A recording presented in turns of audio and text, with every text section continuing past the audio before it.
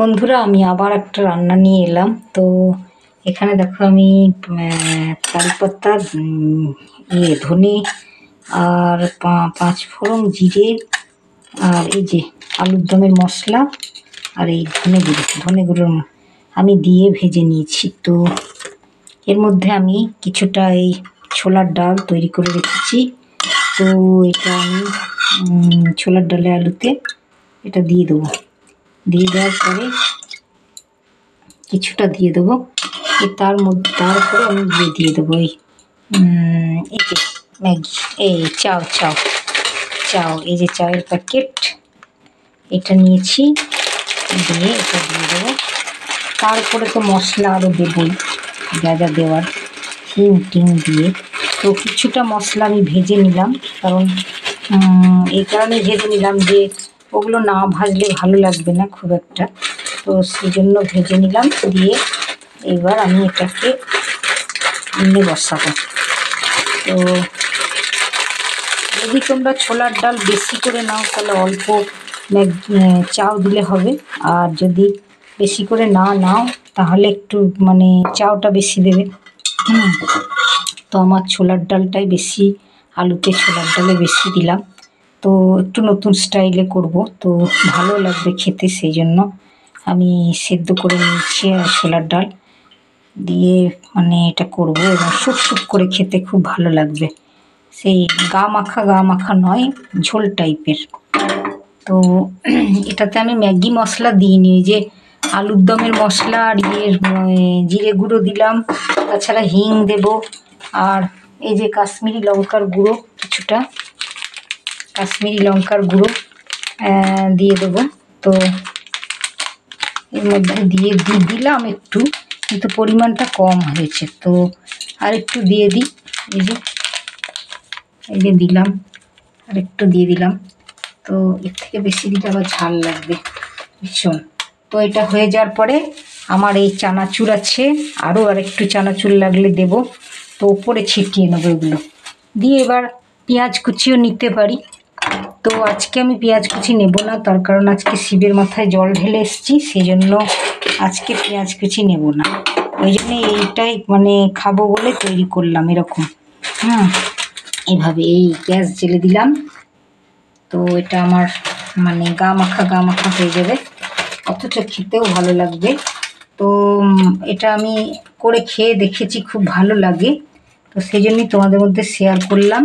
যদি তোমাদের ভালো লাগে করে খেয়ে একবার দেখো, দারুণ লাগে। তো শুধু ম্যাগি যে করে খাওয়া যায় মশলা দিয়ে তা না, এই চাউগুলো যদি ভ্যারাইটিস রকমভাবে করা হয়। আগে আমরা বাদাম টাদাম আলু ভাজা দিয়ে করে খেয়েছি, তো আজকে আমি এরকম পদ্ধতিতে করছি। তো এই যে ছোলার ডালের যে জলটা, সেই জলটাতেই ওটা ম্যাগিটা সেদ্ধ হয়ে যাবে। তো আগে আমি সেদ্ধ করে আমরা আগে তুলে ভাজি, তো সেটা না করে আমি এটা করলাম। তেল, পাঁচ ফোড়ন সমস্ত কিছু ভেজে নিলাম, নিয়ে তারপরে এই ছোলার ডালের জলটা দিয়ে ছোলার ডালের এই জলটা দিয়ে সেদ্ধ হবে।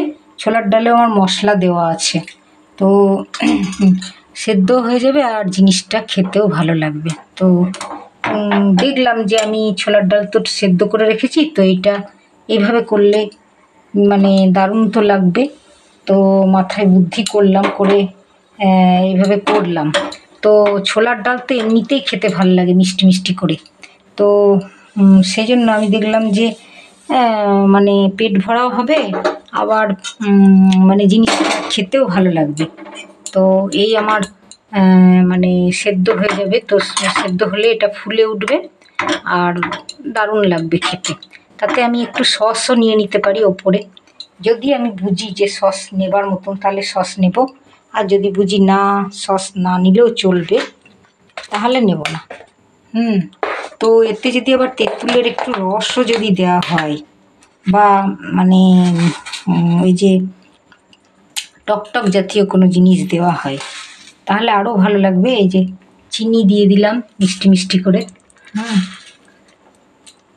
তোমরা যে যেরকম খেতে চাও সেরকম দেবে। চিনি দিলাম, আর একটু নুন দিয়ে দেব। তো তো আমার তো ডালে নুন চিনি সবই দেওয়া আছে, কিন্তু যেহেতু আমি ম্যাগিটা মানে চাউটা করলাম তার জন্য নুন আবার দিতে হবে। তো এই পরিমাণ মতন আমি নুন দিয়ে দিলাম। তো এর থেকে আর বেশি দেওয়া দরকার নাই, কারণ এটা মিষ্টি মিষ্টি করে খাবো, বেশি নুন চাকচে আমার ভালো লাগে না। তো এই দেখো একটুখানি ফুটবে, ফুটলে কিন্তু খুব সুন্দর হয়ে যাবে। কি সুন্দর রং এসছে। তোমরা চাইলে হলুদ দিতেও পারো, না দিতে পারো। আমি যেহেতু কাশ্মীরি লঙ্কার গুঁড়ো দিয়েছি তাই জন্য আমি হলুদ দেব না। তো এখানে আমি একটু হিংও দিয়ে দিই। তো এবার যদি আচারের তেল থাকে আচারের তেলও দিতে পারো তোমরা। এই যে হিং পরিমাণ মতন, খেতে ভালো লাগবে ওই জন্য দিলাম, হিং দিয়ে দিলাম। তো এই মেখে নিলাম। আলুও আমার আছে দেওয়া, তো এটা সেদ্ধ হবে, গা মাখা হয়ে যাবে। আর যদি আমি মনে করি তো ছোলার ডাল আর একটু এর মধ্যে দিয়ে দেবো। যদি একবারে গা মাখা হয়ে যায়, তখন যদি প্রয়োজন মনে করি তো আমি আর একটু মানে ঝোল, ছোলার ডালের জলটা আর ছোলা দিয়ে দেবো। তো দারুণ উপাদেয় লাগে খেতে।